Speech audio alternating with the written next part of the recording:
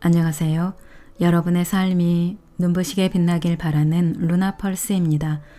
오늘 소개해 드릴 책은 어른이 되면 괜찮을 줄 알았다입니다. 지은이는 김해남, 박종석, 공저이고요. 펴낸 곳은 포르체 출판사입니다. 이 책은 정신분석 전문의 김해남 선생님과 정신의학 전문의 박종석 선생님이 공동 집필한 책입니다.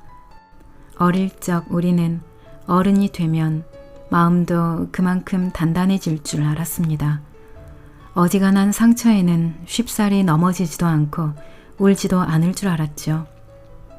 어른이 된 이상 웬만한 고통과 상처에는 괜찮은 척, 아무렇지 않은 척 해야 하는 줄 알았습니다. 그러나 정작 어른이 된 우리는 어떤가요?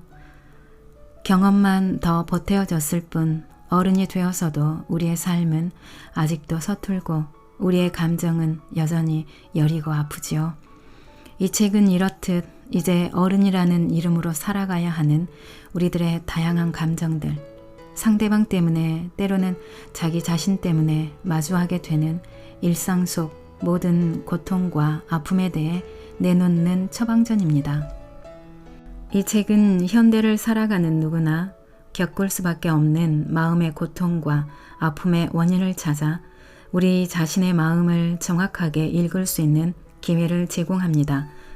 두 저자가 진료실에서 직접 마주한 생생한 상담 사례와 함께 독자들 스스로가 자신의 마음을 객관화해서 바라볼 수 있도록 도와줍니다. 오늘 읽어드릴 부분은 프롤로그와 책의 내용 중에서 일부 읽어드리겠습니다. 어른에게 마음의 안부를 묻는 책과 함께 편안하고 따스한 시간 되시기 바랍니다. 프롤로그. 안녕 나의 우울아. 살다 보면 아주 사소한 일에도 우울해질 때가 있다. 문득 거울에 비친 내 얼굴에서 주름을 발견했을 때, 친구가 서운한 말을 했을 때, 첫눈 오는 날 만날 사람이 없을 때 우리에게 우울이 찾아온다. 그리고 억울한 일을 당했을 때, 사랑했던 사람이 떠났을 때, 가스와 수도가 모두 끊긴 집에서 텅 빈 지갑을 바라볼 때와 같이 제법 심각한 일에서도 우리는 우울을 느낀다. 우울은 우리 삶이 가지고 있는 다양한 얼굴 중에 하나다. 일이 뜻대로 안 될 때, 사람들 사이에서 상처를 받았을 때, 자신의 한계를 느꼈을 때 등 우리는 삶의 순간순간 우울감을 경험한다. 그러나 이런 우울은 인생을 살면서 마주칠 수밖에 없는 좌절에 직면했을 때 이를 내적으로 이해하고 극복하기 위한 하나의 과정이기도 하다. 이러한 우울은 고통스럽지만 정상적인 우울이다. 그리고 시간이 지나거나 상황이 달라지면 자연스럽게 그때의 우울감도 사라진다. 우리가 좀 더 관심을 두고 정성껏 어루만져 주어야 할 우울은 이보다 조금 더 깊고 조금 더 오래 앓는 우울이다. 우울하다는 말조차 할 수 없을 정도로 아무것도 할 수 없는 무력함과 자신의 인생에서 희망이 사라져버린 듯한 깊은 절망감을 느끼게 되는 우울. 이를 두고 우리는 우울증이라고 한다. 나는 현재 가장 비참한 사람이다. 만일 내가 느끼는 것을 온 세상의 사람들에게 나누어 줄 수 있다면 이 지구상에 기쁜 얼굴은 단 하나도 없을 것이다. 내가 좋아질 것인지 알 수 없다. 그렇지 않을 것이라는 불길한 예감이 든다. 이 상태로 남아있는 것은 불가능하다. 죽거나 아니면 내게 벌어지고 있는 일이 좋아지거나 해야 한다. 이는 에이브러햄 링컨이 우울증을 앓고 있는 동안 자신의 심경에 대해 쓴 글이다. 링컨은 반평생 동안 우울증을 앓았다고 한다. 링컨의 글에서도 알 수 있듯이 우울증은 매우 고통스러운 병이다. 주위를 둘러봐도 탈출구가 보이지 않는 깜깜한 어둠뿐이고 스스로 몸 하나 움직이는 것조차 마음대로 되지 않는다. 모든 사고의 기능과 신체의 기능이 마치 모터가 꺼진 듯 멈춘 상태로 모든 정신과 신체의 기능들이 슬로우 비디오처럼 아주 천천히 돌아가게 된다. 이러한 우울증의 고통에 대해서 영국의 저명한 과학자 루이스 월퍼트는 우울증에 관한 희망의 보고서라는 책에서 다음과 같이 묘사하고 있다. 그것은 내 인생에 있어서 최악의 경험이었다. 아내가 암으로 죽어가는 모습을 지켜보는 것보다 더 괴로웠다. 아내의 죽음보다 우울증이 더 고통스러웠다고 인정하는 것은 좀 수치스러운 일이지만 그것은 진실이었다.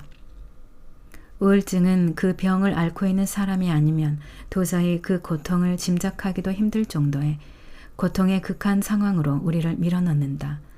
그래서 루이스 월퍼트도 부끄럽지만 그것은 아내가 암으로 죽어가는 모습을 지켜보는 것보다 더 괴로웠던 경험이라고 고백하고 있는 것이다. 우울증은 세계보건기구가 선정한 인류를 괴롭히는 무서운 질병 10가지 중에서 4번째를 차지한다. 게다가 우울증은 전체 인구의 5명 중 1명이 걸릴 수 있을 정도로 만연해 있는 질병이다. 때문에 누구든지 그 한 명에 속할 수 있다. 아무리 강한 사람이라도, 아무리 부자라도, 아무리 멋있는 사람이라도 우울증에 걸릴 수 있고 그게 바로 내가 될 수도 있다. 우울증에 빠지게 되면 세상 그 어떤 것에도 흥미를 잃고 즐거움을 느끼지 못하며 한없이 우울해진다. 평소 좋아하던 음식을 먹어도 무슨 맛인지 모르겠고 남들은 배꼽이 빠질 듯이 웃어대는 영화를 봐도 재미있기는커녕 왜 웃는지조차 알 수가 없다. 그 어떤 감정도 느끼지 못할 정도로 몸과 마음의 에너지가 다운된다. 우울증은 단지 우울감만을 느끼는 데서 끝나지 않는다. 우울증을 앓는 사람은 자신과 세상을 부정적으로만 보는 부정적 사고의 특성을 보인다.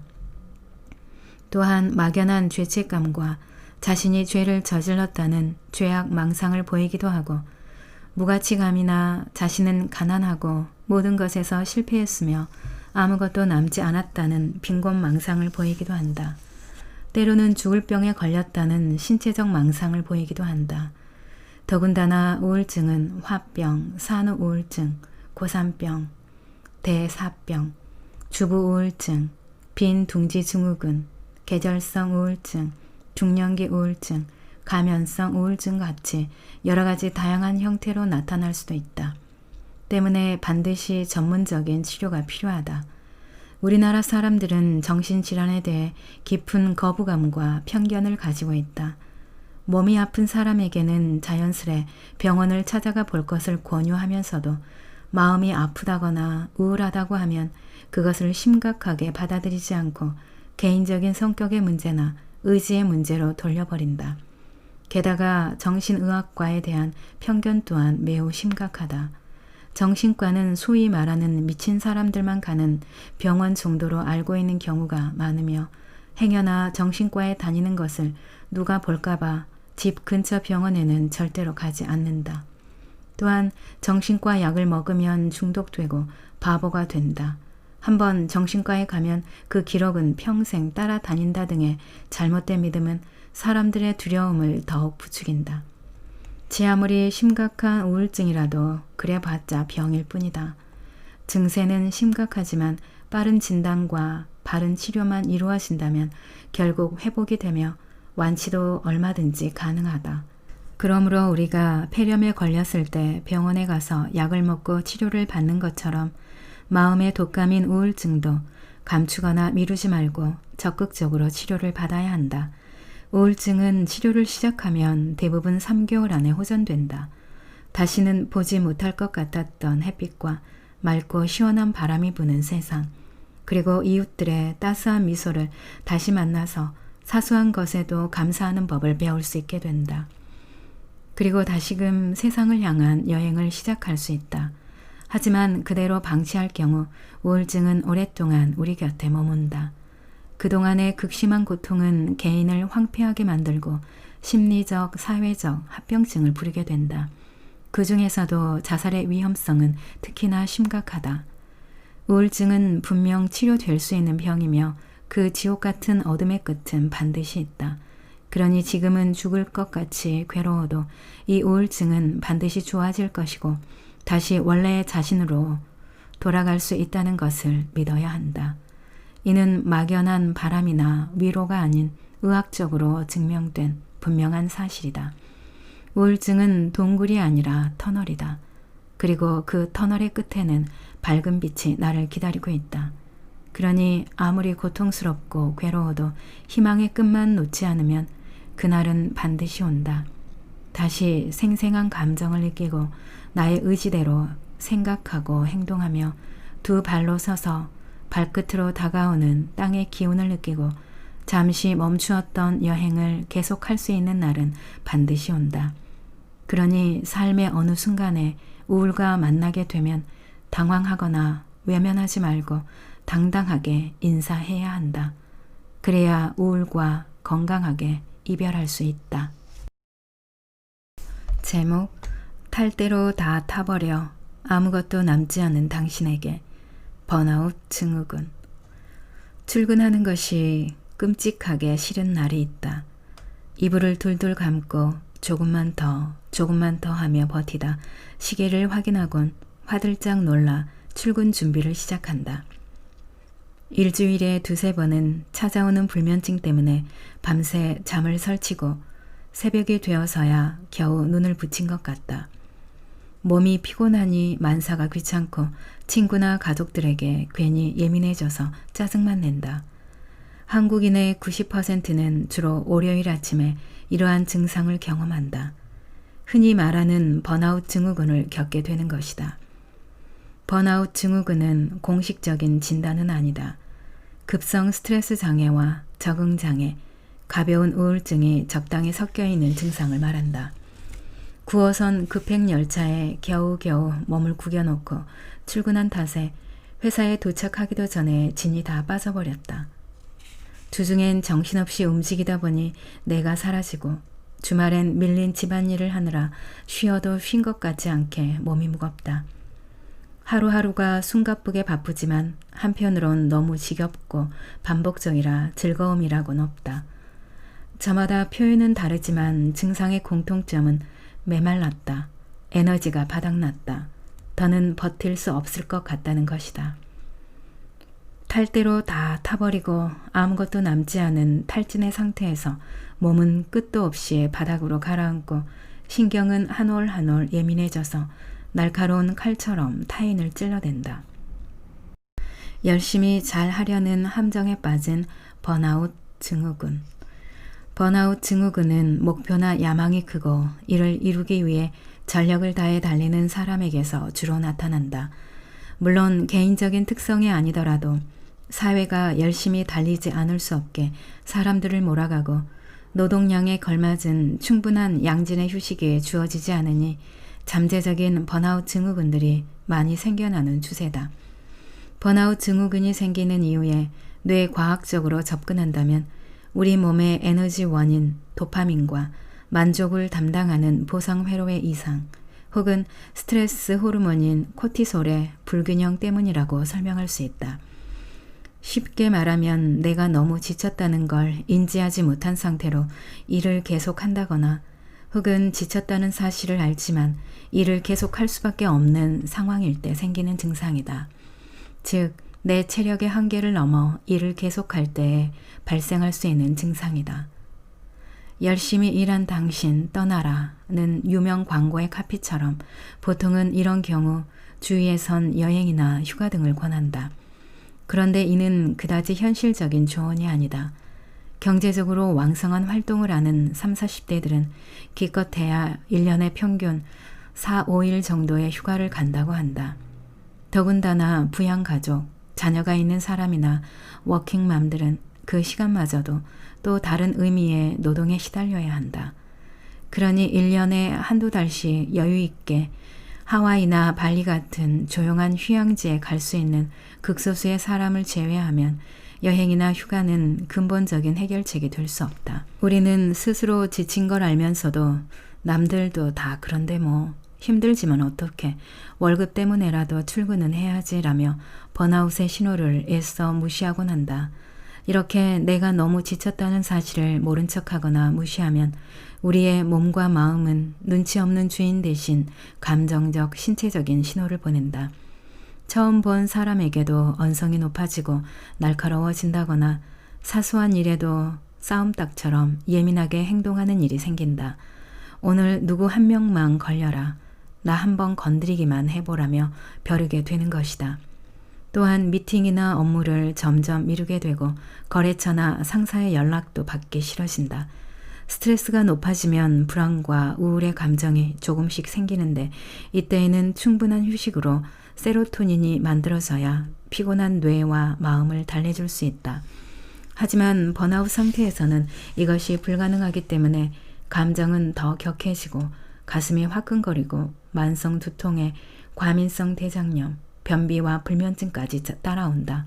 게다가 회복 탄력성이 떨어진 상태이기 때문에 주말에 하루 종일 자거나 쉰다고 해도 지친 몸과 마음이 쉽게 회복되지 않는다. 당신만의 속도를 즐기세요. 많은 자기계발서와 심리학 책에서는 조급해하지 말고 쉬면서 진짜 하고 싶은 일을 찾아보라. 다른 사람과 비교하지 말고 소소한 행복에 만족해보라고 말한다. 그러나 몸도 마음도 지칠 대로 지친 사람들에게 공자왈, 맹자왈 같은 그 말들은 머릿속에 쉬 들어오지도 않을 뿐더러 마음 먹고 마인드 컨트롤을 해보려 해도 생각처럼 쉽지가 않다. 언제부턴가 우리 사회는 성공을 최상의 가치로 여기며 열심히 하는 것, 잘하는 것, 최선을 다하는 것을 부추기고 있다. 힘들고 지쳐서 쉬고 싶어하는 사람에게도 기운을 내서 다시 잘 달려보라고 하고 무언가를 성취해 성공의 기쁨을 즐기려는 사람에게 작은 것에 만족하지 말고 더 큰 것을 향해 서둘러 뛰어가라고 말한다. 천천히 가도 된다고, 쉬어가도 된다고, 목적지로 가는 과정도 즐겨보라고 말해주는 사람은 드물다. 번아웃 증후군에서 벗어나기 위해선 내 삶의 핸들은 물론 가속 페달과 브레이크도 오롯이 나의 의지로 조정할 수 있어야 한다. 그리고 내가 결정한 삶의 목표를 향해 달려가되 타인의 속도에 연연하지 않고 나의 속도에 맞춰야 한다. 옆 사람의 속도를 따라잡기 위해 덩달아 속도를 올리다 보면 나의 페이스를 유지할 수 없다. 그렇게 한번 속도의 균형감이 깨지고 필요 이상의 과속을 이어가다 보면 탈진을 피할 수 없다. 나의 속도를 유지하기 위해서는 타인의 속도에 연연하지 말아야 한다. 흔히들 인생은 마라톤이라며 지나치게 과속을 하는 등 속도 조절에 실패하면 완주하기가 힘들다고 말한다. 이런 당연한 진리를 알면서도 실수를 하게 되는 것은 나의 속도가 아닌 다른 사람의 속도에 휘말린 채 끌려가기 때문이다. 뚝심 있게 나의 속도를 유지하기 위해서는 타인과 비교하지 말아야 한다. 남들이 빨리 달리든 열심히 달리든 그것은 그들의 속도다. 그렇게 열심히 뛰다 어딘가에서 꼬그라진다고 해서 내가 일으켜 줄 것도 아니고 그들의 페이스에 휘말린 내가 지쳐 쓰러진다고 해서 누구 하나 나를 일으켜 세워주지 않는다. 내 삶은 내 것이니만큼 나의 속도를 즐겨야 한다. 힘들면 쉬어도 되고 덜 노력하고 덜 열심히 살아도 된다. 물론 타인과 더불어 사는 삶에서 비교하지 않는다는 것은 힘든 일이다. 더군다나 요즘은 휴대폰을 내던져 버리지 않는 한 남들의 성공에 끊임없이 비교당해야 하며 주말에도 마음 편히 쉴 수 없다. 친구가 강남의 아파트를 분양받거나 유럽에서 한 달간 놀고 왔다는 소식에 나의 소소한 행복은 어디론가 사라지고 한숨이 나오기 마련이다. 돈을 더 많이 벌려면 지금보다 더 열심히 일해야 하나? 나의 가치를 인정해주는 직장으로 이직을 해볼까? 빤한 월급쟁이 생활을 관두고 아예 창업을 할까? 요가나 필라테스를 시작하면 어떨까? 그림을 그리거나 악기를 하나 다룰 줄 알면 내 일상이 좀 더 뿌듯하고 보람이 있을까? 어떻게 하면 지금처럼 쫓기지 않고 좀 편하고 행복하게 살 수 있을까를 물었더니 아이러니하게도 좀 더 열심히 부지런히 달려보라는 답이 돌아온다. 나의 속도를 유지하기 위해선 조금 이기적으로 살 필요가 있다. 번아웃 증후군에 시달리는 사람들과 얘기해보면 정말 바쁘게 멀티플레이어로 사는 사람들이 많다. 김 과장은 지영이 아빠이면서 고등학교 동기 모임의 총무이면서 아파트 동대표의 다정한 남편, 살가운 사위 역할까지 하고 있다. 황 대리는 수민이의 엄마이면서 봉사 모임의 총무이자 애교 많은 막내 며느리, 2살 연하의 남편에겐 누나와 같은 포근한 아내 역할까지 하고 있다. 칭찬까지는 아니더라도 최소한 욕이라도 안 얻어먹으려면 온종일 에너지를 짜내며 동동거려야 한다. 맞벌이가 필수가 된 시대에 가정과 일, 육아 등을 지치지 않고 해내려면 우선 나부터 잘 챙겨야 한다. 평소에도 에너지가 방전되지 않도록 페이스 조절을 잘 해야 하지만 특히 몸과 마음이 힘들다는 신호를 보내면 모든 것을 제쳐두고 휴식과 재충전을 해 주어야 한다. 모든 게 귀찮고 의욕이 안 생기는 번아웃 시기에는 내가 이제껏 잘 조절하고 감당해 오던 것들의 균형을 유지하는 일이 불가능하다. 자신이 다 무너지고 메말랐는데 우울하고 도망가고 싶다는 생각뿐인데 어떻게 타인과의 관계와 역할에 충실할 수가 있겠는가. 그러니 이럴 땐 억지로라도 관계의 중심에서 나의 역할에서 잠시 빠져나와 오롯이 나를 돌보며 쉬어야 한다. 명상이나 평소에 미뤄두었던 취미에 빠져서 보내는 시간은 비록 그게 몇 시간에 불과하더라도 나에게 정말 쉼다운 쉼, 휴식 같은 휴식을 선물해준다. 아예 다 놓아버리기가 정말 어렵다면 제일 중요한 일 한두 가지만 해버리고 나머지는 내버려 둬보자. 그런다고 결코 큰일이 일어나지 않는다. 오히려 서운할 정도로 세상은 여전히 평온하고 여전히 잘 굴러간다. 제목, 당신의 불행을 인정하라. 아니야, 이건 꿈이야. 느닷없는 불행과 마주하면 종종 영화 속 주인공은 미친 듯이 절규하며 현실을 부정한다. 그런다고 현실이 바뀔 리 없다는 것을 알지만 일단 부정부터 하고 보는 것이다. 그래야 눈앞에 직면한 고통에서 짧게나마 도망칠 수 있기 때문이다. 우리가 사용하는 방어기제 중 가장 미숙한 방어기제에 속하는 것이 바로 부정이다. 이것은 말 그대로 자기에게 있는 속성이나 자신에게 일어났던 인정하고 싶지 않은 일을 부정해버리는 것이다. 예를 들어 암에 걸린 환자가 아니 그럴 리 없어. 내가 얼마나 건강을 챙겨왔는데 내가 암이라니. 분명 잘못 진단한 걸 거야 라고 부인하고 병원에 가기를 거부한다거나 의사를 계속 바꾸는 것과 같다. 불행한 현실을 받아들이지 않음으로써 일시적으로나마 마음의 평안을 도모하려는 것이다. 미국의 언론인 아만다 리플리는 저서 언싱커블에서 재난을 당한 사람들은 일반적인 예상과는 다르게 행동했다는 연구 결과를 발표했다. 쓰나미나 테러 등과 같은 재난을 당한 사람들은 재난 신호를 감지한 후 한참 있다가 도피하는 행동을 보였는데 이는 많은 사람들이 재난이 자신만은 비껴가리라고 생각하기 때문이다. 즉, 설마 그런 일이 나에게 닥치랴 라는 부정의 결과다. 이렇게 사람들은 자신에게 일어나고 있는 혹은 일어났던 불행을 인정하려 들지 않은 속성이 있다. 그것을 인정하면 자신이 너무 비참하고 무기력한 볼품없는 존재가 되는 것 같아서 혹은 그것을 인정하면 뒤따라오는 분노나 좌절감 등을 감당할 자신이 없기 때문에 아예 그런 일들이 일어나지 않았던 것처럼 부인해 버리는 것이다. 그러나 과거에 있었던 불행을 부정한다고 그 일이 없어지는 것은 아니다. 그러면 지하로 숨은 기억과 거기에 부착되어 있는 감정이 우리의 통제를 벗어나 자신도 모르는 사이에 자기를 상하게 한다. 불행을 행복으로 분칠하는 여린 성수씨.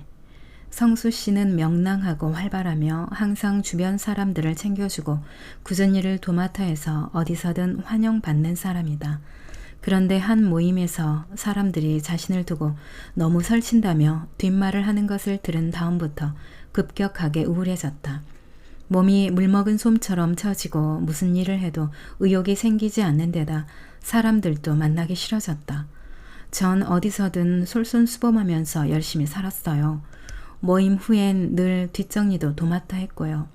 꼼짝도 안 하고 먹고 즐기기만 하면서 자기들이 무슨 자격으로 나를 욕해요. 성수 씨는 자신을 비난하는 사람들에 대한 배신감과 분노가 너무 커서 잠도 못 이룰 지경이라고 했다. 나는 성수 씨의 감정에 공감이 되면서도 한편으론 급격하게 빠져든 우울감이 염려되어 그 원인을 찾으려 그의 유년기의 기억부터 더듬어갔다. 성수 씨는 무뚝뚝하고 자식들에게 무관심했던 아버지와 항상 아팠던 어머니, 그리고 일찍부터 어머니를 보살피어야 했던 어린 시절의 기억을 드라마 속 이야기를 전하듯이 무덤덤하게 풀어갔다. 아버지는 사소한 일에도 화를 잘 내셨어요. 그래서 전 늘 아버지의 눈치를 봐야 했고 아버지가 화내지 않도록 어머니가 못한 일까지 마무리를 지어야 했어요. 어린 나이에 마음이 많이 힘드셨겠네요.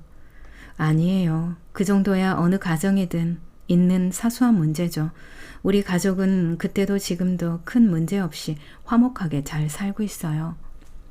성수 씨는 어린 시절에 자신과 가족들이 겪었던 문제들에 대해 별것 아니라는 듯이 말했다. 그는 결혼한 후에도 주말마다 어머니 집에 가서 집안일을 챙기고 자고 온다고 했다. 그 때문에 아내와 잦은 다툼을 하지만 그런 일로 이혼이야 하겠느냐며 넉살 좋게 웃었다.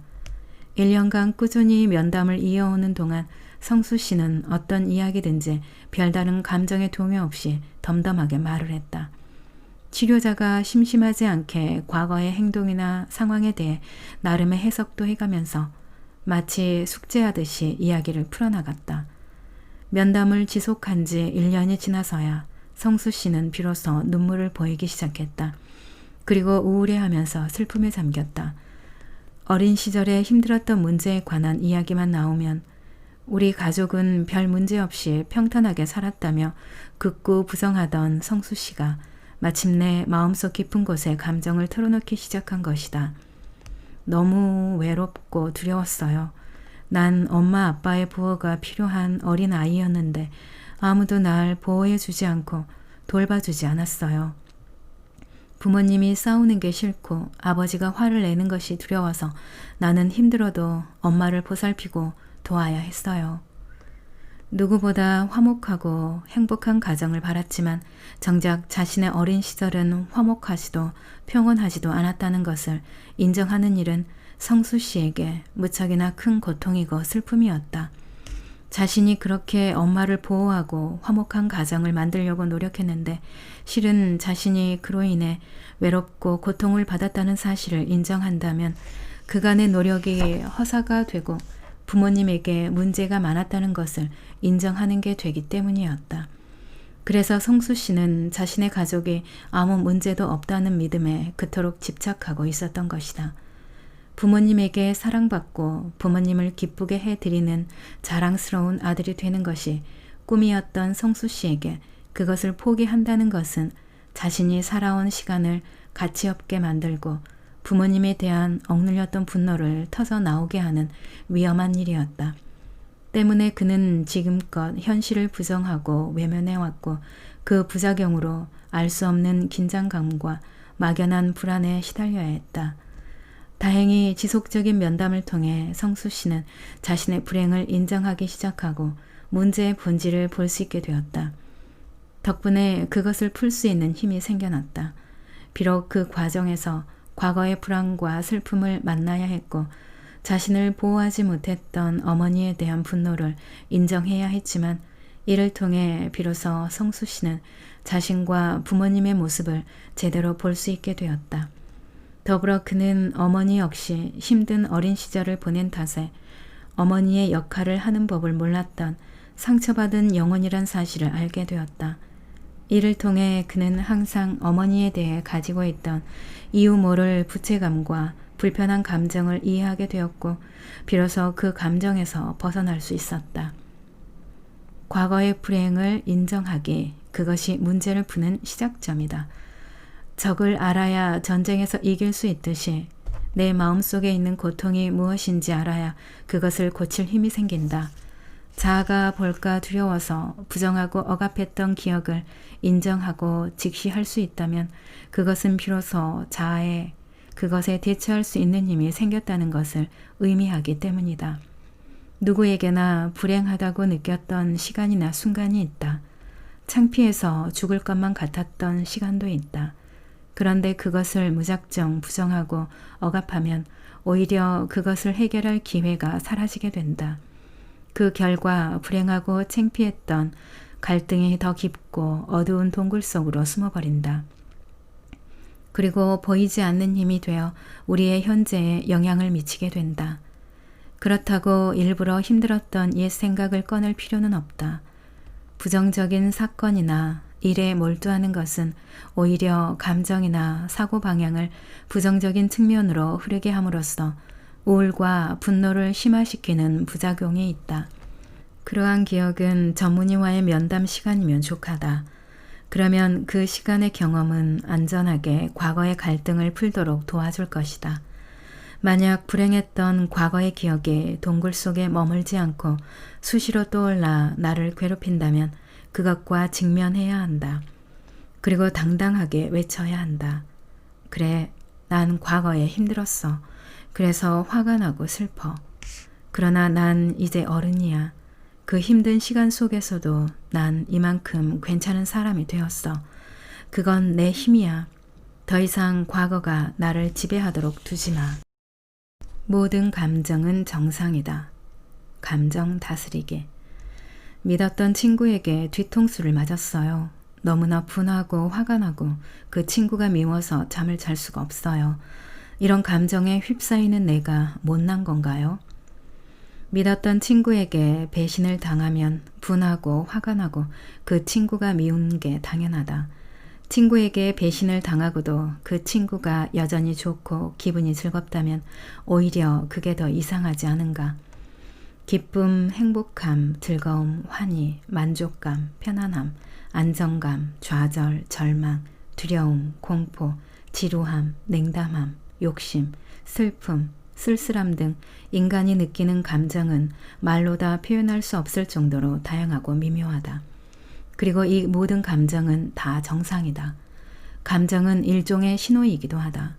외부 혹은 내부에서 일어나는 사건에 반응해서 우리의 마음과 몸에서 일어나는 에너지의 변화로서 이 감정은 현재 자신의 마음 상태를 알려줌과 동시에 적응적인 측면을 가진다.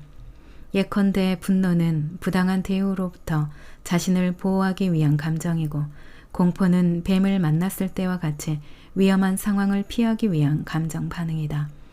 슬픔은 중요한 대상을 상실한 것에 적응하기 위한 일련의 감정 반응이기도 하며 기쁨은 자신에게 득이 되는 혹은 자기가 원하던 것을 획득했을 때의 감정 반응이다. 시기나 질투는 남에게 뒤지지 않으려는 혹은 빼앗기지 않으려는 경쟁심에서 나오는 감정이고 불안은 어떤 무서운 일이 닥칠지도 모른다고 예고하는 감정 반응이기도 하다. 감정은 본능적으로 발생하는 것이라서 통제가 쉽지 않다. 그러나 인간에게는 무의식으로부터 분출되는 감정을 보완하기 위해 의식의 영역에서 활동하는 이성이라는 기능이 있다. 이성과 감정은 때론 친구처럼 서로 보완하면서 때론 적처럼 서로 싸우면서 적절한 힘의 균형을 찾기 위해 끊임없이 분투한다. 감정의 노예가 될 것인가 아니면 감정의 주인이 될 것인가. 아무리 성숙한 사람이라도 어느 순간 감정에 휩싸일 수 있으며 감정적 행동이나 결정에 의해 큰 실수를 저지를 수 있다. 그만큼 감정의 힘은 강렬하다. 이에 대해 내 감정 사용법의 저자인 크리스토퍼 앙드레는 감정이란 말 잘 듣는 하인이자 못돼 먹은 주인이며 다스리는 법을 반드시 배워야 하는 생물학적 힘이다. 감정이 한껏 활개치도록 하되 감정에 대한 조절의 끈을 놓지 말라라고 말했다. 이는 우리의 감정이 삶의 활력소도 위험한 함정도 될 수 있다는 말로써 우리가 어떻게 감정을 대해야 하는지를 함축해 주는 말이다. 그렇다면 어떻게 고삐 뿔린 망아지처럼 날뛰려는 감정을 다스리고 이것을 즐기고 인생의 활력소로 사용할 것인가? 아무리 감정의 힘이 강렬하고 유혹적이어도 우리는 감정에 굴복해서도 또 그것을 무조건 억압해서도 안 된다. 사륜마차를 몰듯이 달리는 말의 고삐를 잡고 때로는 속력을 즐기기도 하고 때로는 천천히 주변 경치를 감상하며 여행하듯 우리는 감정이란 놈의 고삐를 잡고 그것을 조절하며 달리는 법을 배워야 한다. 그러면 우리의 인생은 훨씬 더 생동감 있고 재미있어진다. 감정이 하는 말에 귀를 기울여라. 감정은 일종의 소통 기능을 가진다. 그것은 주변 사람들에게 혹은 자기 자신에게 나의 상태가 어떻다는 것을 말해주는 외침이다. 잔뜩 화가 나 있는 아이는 사실 사랑받지 못해서 너무너무 속상하다고 외치는 것이다. 시기와 질투로 속이 끓는 사람은 네가 나보다 더 낫기 때문에 열등감을 느끼며 네 것을 빼앗고 싶다고 외치는 것과 같다. 외로움에 떨고 있는 사람은 난 당신들이 그립고 당신들이 날 받아주면 좋겠다고 말하는 것과 같다. 내 안에서 어떤 감정이 일어날 때 그것을 두려워하거나 내가 이것밖에 안 되나 하고 창피해할 필요가 없다. 모든 감정은 정상이다. 그것은 당신이 무엇을 원하고 무엇 때문에 좌절하고 있는지, 당신이 어떤 상황에 처해 있는지 알려주는 하나의 신호다. 당신의 감정이 어떤 것인지를 알고 그 감정을 인정하는 것, 그것이 당신이 감정의 주인이 되는 첫걸음이다. 감정을 두려워하지 말라. 우리의 마음을 자세히 들여다보면 모든 종류의 감정을 다 만날 수 있다. 거기에는 꼭 좋고 아름다운 감정만 있는 게 아니다. 때론 무섭고 두려운 녀석들도 있다. 그러나 그런 감정이 있다고 당신이 곧 그런 사람이란 말은 아니다. 어쩔 때는 살인적 분노에 화들짝 놀라기도 하고 때론 다른 사람에 대한 시기와 질투로 잠 못 이룰 수도 있다. 또 좌절과 절망에 우울해지기도 하고 열등감에 분노하고 무기력해질 수도 있다. 이러한 감정은 누구에게나 찾아온다. 그러나 이러한 감정을 느꼈을 때 자신이 나쁜 사람이 된 것만 같아 감정을 억압하기 시작하면 감정은 안에서 쌓여 그것을 괴롭힌다. 즉, 그러한 감정들이 중화되고 승화될 수 있는 기회를 놓친 탓에 어느 날 자신도 모르는 사이에 사소한 자극에도 갑자기 분노가 폭발적으로 터져 나오는 것이다. 이는 억압된 감정이 이미 이성으로 통제할 수 없을 정도의 강한 에너지로 변해버렸기 때문이다. 화가 날 때는 자신의 화와 마주하며 그것을 인정할 수 있어야 한다. 그러면 우리는 무엇이 문제인지를 생각하게 되고 그 화를 적절히 푸는 방법을 강구하게 된다. 만일 부당한 일로 화가 날 수밖에 없었다면 우리는 거기에 적절한 대응을 함으로써 더 이상 내가 상처 입지 않도록 보호할 수도 있고 상대에게 내가 화났음을 알려 조심하게 할 수도 있다.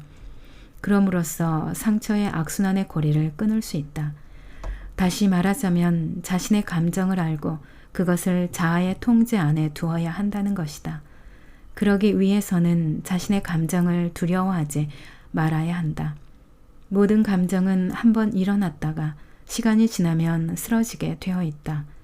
감정은 막으려 하면 더 커지는 법이다. 그냥 시냇물처럼 바람처럼 감정이 나를 스쳐 지나가게 내버려 두자. 그러면 그 감정은 점차 수그러든다. 그리고 그 이후에 나에게 무슨 일이 일어났는지 곰곰이 생각해 보는 것이 좋다. 감정을 표현하라. 감정을 억누르지 말라는 말은 감정을 날 것 그대로 솔직하게 분출하라는 의미는 아니다. 감정은 분출하면 해소되는 것이 아니라 우리를 격정에 더 머무르게 한다. 왜냐하면 감정이 고양되면 혈압의 상승이나 떨림과 같은 신체적 증상이 동반되며 이렇게 흥분된 우리의 몸과 마음은 좀처럼 가라앉지 않기 때문이다. 그 결과 화는 화를 부르고 미움은 미움을 강화하게 된다. 감정은 분출하는 것이 아니라 표현하는 것이다. 이것은 감정의 원래 기능 중 하나가 소통이라는 것을 기억하면 쉽게 이해될 수 있다. 슬플 때 가장 위로가 되는 것은 나의 슬픔을 이해하고 옆에서 등 두드려주는 사람이란 말처럼 감정은 누군가의 공감을 필요로 한다. 나를 공감해주는 사람을 만나기 위해서는 내가 어떤 감정 상태에 있는지 알려야 한다. 그것을 알리는 방법은 감정을 표현하는 것이다.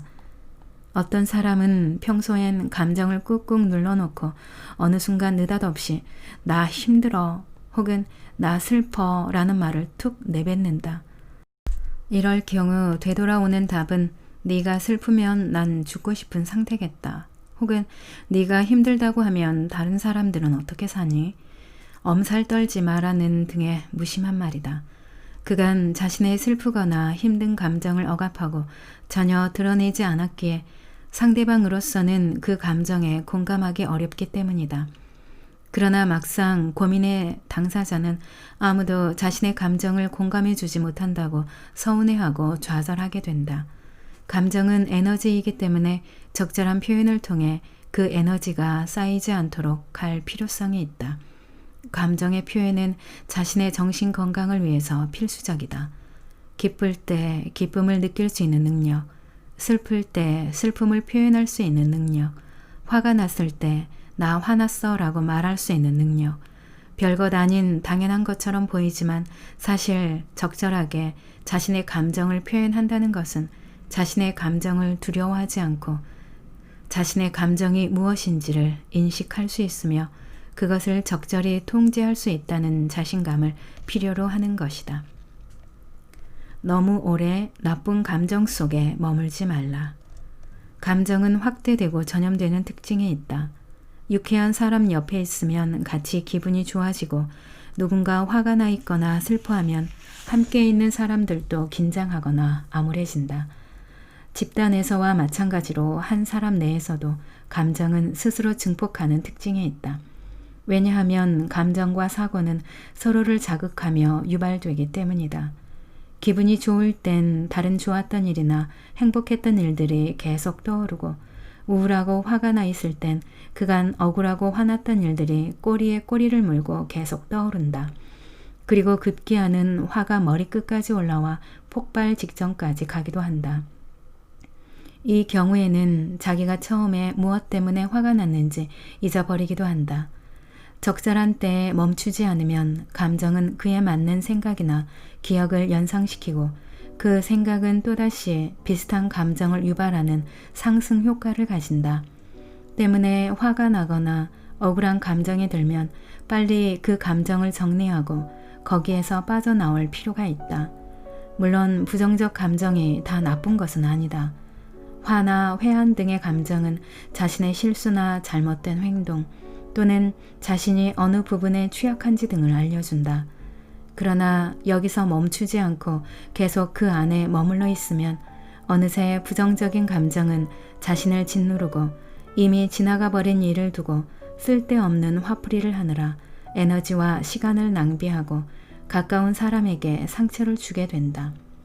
그러니 부정적 감정은 빨리 풀어버리도록 하자. 낭독은 여기까지입니다. 여러분의 구독과 좋아요, 댓글은 저에게 큰 힘이 되는 거 아시죠? 오늘도 끝까지 들어주셔서 감사합니다.